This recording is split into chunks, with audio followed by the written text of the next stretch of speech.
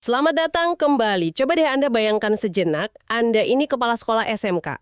Lulusan Anda punya ijazah, nilainya oke, tapi pas melamar kerja, HRD lebih milih kandidat lain. Kandidat yang mungkin nilainya biasa aja, tapi portofolionya jelas. Nah, itu dia. Di sisi lain, guru-guru terbaik Anda juga mulai ngerasa, apa yang diajarkan kemarin kok hari ini udah nggak relevan lagi? Betul. Hari ini kita akan bongkar satu konsep yang katanya dirancang untuk menjawab dua masalah itu sekaligus. Micro-credentials atau credential mikro. Dan ini bukan cuma teori loh. Ini benar-benar respons dunia pendidikan ke permintaan industri yang makin spesifik. Industri itu sekarang nggak nanya, kamu belajar apa? Tapi lebih ke, kamu bisa apa? Kamu bisa ngerjain apa ya? Tepat. Kredensial mikro ini buktinya, misi kita hari ini simple, kita bedah tuntas apa itu. Kenapa ini bisa jadi pengubah permainan buat SMK, dan yang paling penting, gimana sekolah bisa mulai menerapkan ini. Oke, kita langsung aja ya. Istilah micro-credentials ini saya dengar di mana-mana. Tapi jujur deh, di kepala saya ini kok kedengarannya kayak nama keren aja buat sertifikat kursus online biasa. Apa bedanya sih? Pertanyaan bagus banget, karena di situ kuncinya. Ini bukan sekedar sertifikat kehadiran, kredensial mikro itu sebuah validasi. Sebuah lencana bukti bahwa Anda itu menguasai satu kompetensi yang sangat-sangat spesifik. Sangat spesifik ya. Betul. Fokusnya bukan di pengetahuan umum yang luas, tapi penguasaan keterampilan praktis. Kuncinya ada di 3 hal, singkat, terukur, dan berbasis bukti. Berbasis bukti. Nah, maksudnya gimana tuh? Ada portofolio atau proyek gitu yang harus dikerjain, bukan cuma lulus ujian pilihan ganda. Tepat sekali. Anda nggak bisa dapat kredensial mikro cuma dengan, katakanlah, duduk manis dengerin materi. Anda harus lewat modul, ngerjain proyek yang emang cerminan tantangan di dunia kerja, dan lolos asesmen yang basisnya itu bukti kerja. Oke. Jadi kalau kredensialnya tentang dasar desain UI UX, Anda ya harus bisa nunjukin prototipe aplikasi yang jalan, bukan cuma jawab teori soal warna atau layout. Oh, oke. Jadi ini soal pembuktian, bukan sekedar tahu. Nah, kalau kita lihat karakteristiknya lebih dalam, apalagi yang bikin ini unik? Ada beberapa ciri utama. Pertama, durasinya. Fleksibel dan ringkas, biasanya antara 20 sampai 60 jam pelajaran. Jadi lincah banget. Kedua, formatnya digital. Biasanya berupa digital badge, lencana digital yang terverifikasi. Ini bisa Anda pasang di profil LinkedIn, bisa diklik sama rekruter. Oh, jadi bisa langsung dicek kebenarannya ya? Betul. Dan yang ketiga, ini yang paling revolusioner menurut saya. Sifatnya stackable. Tunggu. Stackable. Bisa ditumpuk gitu. Maksudnya gimana tuh? Persis. Anggap aja kayak kepingan Lego. Anda bisa kumpulin beberapa kredensial mikro. Misalnya nih, siswa DKV, dia ambil lencana dasar desain grafis. Terus, branding untuk UMKM. Satu lagi, motion graphic. Oke. 3 lencana berbeda. Betul. Masing-masing itu kan keterampilan spesifik, tapi pas ketiganya ditumpuk, siswa itu jadi punya kompetensi besar yang unik, yaitu spesialis visual branding. Dia jadi bisa merakit keahliannya sendiri. Wah, itu benar-benar ngubah cara kita lihat ijazah ya, yang cenderung seragam. Ini jadi personal banget. Oke, saya paham konsepnya. Tapi kenapa ini dianggap krusial banget buat SMK? Kan SMK dari awal memang udah fokus ke ahlian. Nah, yang menarik di sini, kredensial mikro ini jadi kayak pisau bermata dua yang positif. Mengiris masalah dari sisi guru, sekaligus dari sisi siswa. Oh iya, coba kita mulai dari guru dulu deh. Oke, buat guru, ini adalah jalur cepat untuk upskilling dan reskilling. Kita tahu sendiri kan, teknologi itu berubahnya secepat apa. Guru TKR harus paham mobil listrik. Guru RPL harus ngerti cloud. Betul juga. Susah kalau harus nunggu pelatihan dinas yang mungkin setahun sekali. Nah, itu dia. Dengan kredensial mikro, seorang guru bisa, misalnya, ambil program 40 jam tentang dasar kendaraan listrik. Fleksibel, cepat, dan bukti kompetensinya konkret.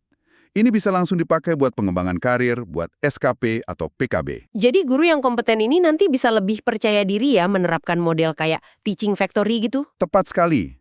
Karena mereka punya bekalnya. Oke, saya paham manfaatnya untuk guru, ini jelas jalur pintas buat upgrade skill. Tapi kalau kita lihat dari ujungnya, yaitu siswa, apakah ini beneran jadi game changer di mata rekruter? Ini bukan lagi game changer. Ini bisa jadi penentu. Saya pernah ngobrol sama manajer HR di perusahaan teknologi. Dia bilang gini, saya dapat 100 CV ijazah SMK RPL. Kelihatan sama semua. Iya, bisa dibayangkan. Tapi, dia bilang, ada satu CV, di bawah namanya nyantumin 3 lencana digital. AWS Cloud Practitioner, dasar keamanan jaringan, sama manajemen proyek Agile. Wah, Dia langsung bilang, tentu aja saya panggil yang satu itu duluan, bahkan sebelum saya lihat nilainya. wow. Itu contoh yang kuat banget. Jadi, ini semacam jalur VIP waktu rekrutmen ya? Siswa nggak lagi datang dengan tangan kosong selain ijazah. Tepat. Ini paspor mereka ke dunia kerja. Peluang magang di tempat bagus juga naik drastis. Mereka bangun reputasi profesional bahkan sebelum lulus. Ini jawaban paling nyata untuk permintaan industri soal job ready skills. Oke, saya makin penasaran. Bisa kita bedah lebih dalam lagi nggak? Keterampilan spesifik apa aja sih yang bisa dijadiin kredensial mikro ini? Tentu, cakupannya luas banget. Buat guru SMK, menariknya, ini nggak melulu soal teknis loh. Banyak yang fokus ke pedagogi modern. Oh ya, contohnya? Misalnya, ada kredensial buat teaching factory berbasis industri 5.0 atau desain pembelajaran berbasis proyek. Bahkan ada yang lebih maju, kayak pemanfaatan AI untuk asesmen otomatis. Jadi ini benar-benar buat ningkatin kualitas pengajaran secara fundamental ya. Nah, kalau buat siswanya, jurusan TKR atau DKV gitu misalnya. Nah, buat siswa, pilihannya lebih granular, lebih spesifik ke pekerjaan. Di TKR, siswa bisa dapat lencana buat troubleshooting mesin injeksi. Sangat spesifik. Betul, betul. Di DKV, bisa ada UI UX Fundamental, desain logo dan brand guideline. Di RPL, bisa back-end development dengan Node.js atau dasar-dasar DevOps. Ini menarik, karena semua yang disebutin tadi itu kan kata kunci yang sering muncul di lowongan kerja. Tapi gimana dengan soft skills? Industri kan sering ngeluh lulusan baru jago teknis tapi kaku kalau kerja tim. Ini poin yang sangat krusial. Dan kredensial mikro bisa jadi solusi buat ngebuktiin soft skill juga. Oh ya, Ada misalnya kredensial untuk komunikasi bisnis profesional, kolaborasi tim agile, atau metodologi pemecahan masalah. tunggu. Gimana cara ngukur dan validasi sesuatu yang kesannya subjektif kayak kolaborasi tim jadi sebuah lencana digital? Bukannya itu susah? Susah, tapi bukan nggak mungkin. Asesmennya jelas, bukan tes tulis. Untuk kredensial kolaborasi tim agile, misalnya, siswa dimasukkan ke proyek kelompok. Asesor akan menilai pakai rubrik yang jelas. Gimana partisipasi mereka di rapat, gimana mereka pakai alat manajemen proyek kayak Trello, gimana cara mereka nyelesain konflik. Oh, jadi ada bukti perilakunya ya? Betul, dan ada feedback 360 derajat dari rekan satu tim. Semua itu jadi bukti. Jadi pas rekruter lihat lencana itu, mereka tahu siswa ini udah pernah berlatih kerja tim dalam lingkungan terstruktur. Oke, itu menjawab pertanyaan saya. Konsepnya jelas, contohnya aplikatif. Sekarang kita masuk ke bagian paling menantang. Implementasi. Nah, ini dia. Katakanlah sekolah dengar ini dan tertarik. Kedengarannya kok butuh sumber daya besar dan rumit ya buat mulai. Gimana langkah praktisnya? Sebenarnya nggak harus rumit itu kalau dilakukan bertahap.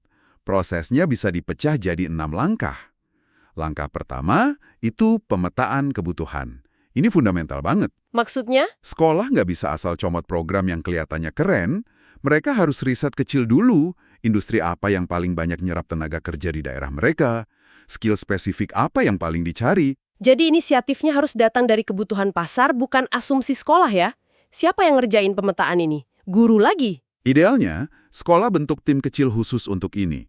Mungkin wakil kepala sekolah, ketua jurusan, sama beberapa guru yang paling nyombong sama industri. Oke, setelah kebutuhan dipetakan, terus apa? Langkah kedua, pemilihan program dan kemitraan.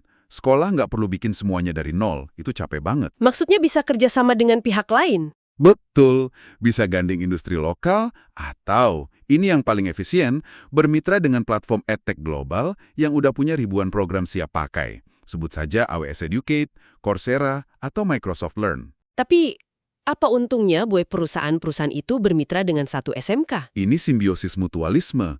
Buat perusahaan, ini cara bangun talent pipeline.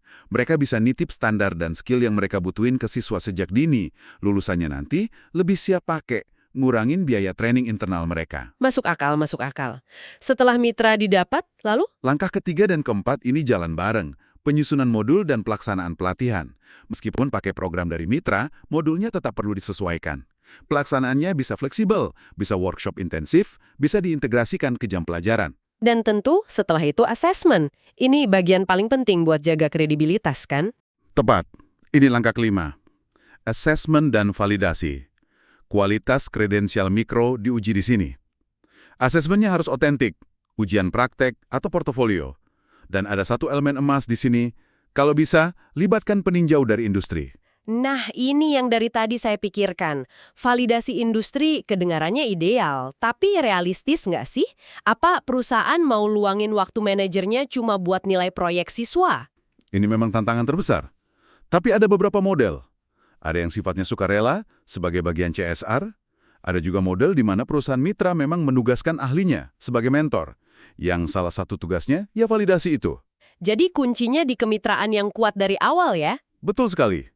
Terakhir, langkah keenam, penerbitan digital badge. Setelah dinyatakan kompeten, lencananya terbit, dan bisa langsung dipamerkan siswa. Jadi ini siklus yang lengkap ya, mulai dari riset kebutuhan industri, kolaborasi, dan diakhiri bukti digital yang divalidasi praktisi. Kalau model ini berhasil diterapkan luas, apa dampaknya buat ekosistem pendidikan kejuruan kita? Dampaknya bisa sangat transformatif. Ada dua perubahan besar. Pertama, guru jadi profesional yang jauh lebih adaptif. Kualitas pengajaran pasti naik. Kedua, dan ini yang terpenting, siswa lulus dengan portofolio siap kerja. Kesenjangan antara sekolah dan dunia kerja jadi lebih sempit ya? Secara signifikan. Dari semua materi yang kita bedah, ada satu rekomendasi yang menurut saya berani banget. Wajibkan minimal 3 kredensial mikro untuk setiap siswa sebelum lulus. Ini kedengarannya radikal. Gimana pandangan Anda? Ini adalah rekomendasi yang mengubah status kredensial mikro dari sekedar ekstrakurikuler jadi komponen kelulusan yang esensial. Ini pernyataan komitmen tertinggi dari sekolah.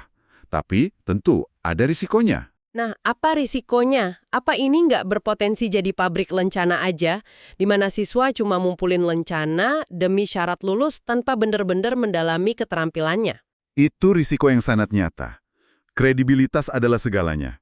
Kalau proses asesmen dan validasinya nggak ketat, lencana ini bisa jadi nggak berharga di mata industri. Jadi kuncinya di situ ya? Betul. Inilah kenapa asesmen yang otentik dan keterlibatan industri itu jadi benteng pertahanan utama. Sekolah harus berani nggak meluluskan siswa dari program kredensial kalau memang belum kompeten. Tanpa standar tinggi, sistem ini bisa runtuh. Jadi jelas ya, kredensial mikro ini bukan cuma soal sertifikat baru. Ini pergeseran paradigma dari pendidikan yang fokus ngukur apa yang kamu tahu, jadi memvalidasi apa yang bisa kamu lakukan. Anda merangkumnya dengan sempurna. Di dunia kerja modern, ijazah itu membuka pintu wawancara, tapi bukti kemampuanlah yang bikin Anda diterima kerja. Kredensial mikro itu bukti kemampuan dalam format paling ringkas dan terpercaya. Pembahasan yang luar biasa, benar-benar membuka wawasan. Kalau kita tarik lebih jauh lagi kan, kita sudah bahas bagaimana kredensial mikro menjawab kebutuhan industri saat ini. Pertanyaan yang lebih menantang untuk Anda renungkan adalah, bagaimana sistem yang lincah ini bisa kita gunakan untuk mengantisipasi dan mengajarkan keterampilan untuk pekerjaan yang bahkan belum ada hari ini? Wah, Mungkinkah kredensial mikro ini bukan cuma soal mengejar ketertinggalan, tapi justru jadi alat utama kita mempersiapkan generasi mendatang menghadapi masa depan yang belum bisa kita prediksi? sebuah pemikiran yang sangat provokatif untuk masa depan dunia kerja dan pendidikan. Terima kasih telah bergabung dalam pembahasan mendalam kali ini.